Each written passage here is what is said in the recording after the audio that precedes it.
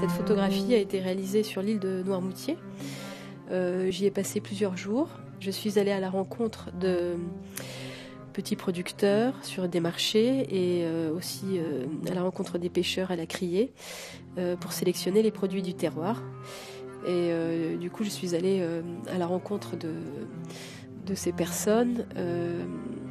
J'ai passé du temps avec eux, ils m'ont raconté un petit peu les traditions.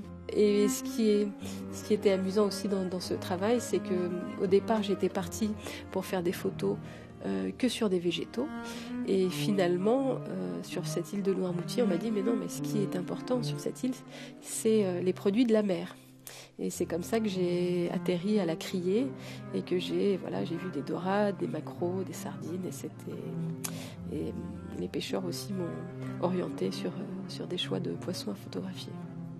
Cette image, en l'occurrence, est composée d'une dorade, de sel de Noirmoutier, de petites pommes de terre locales, 5 appelées bonnottes, des petits pois.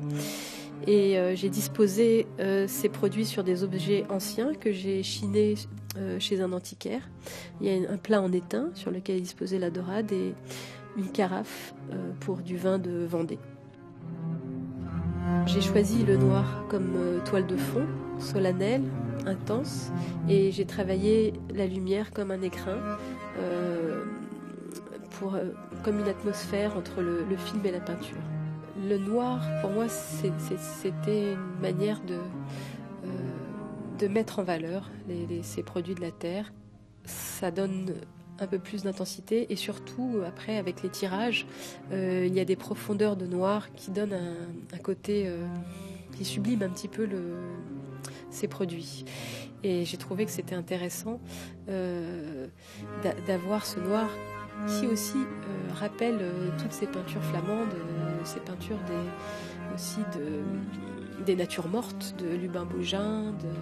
Ça donne quelque chose presque de sacré.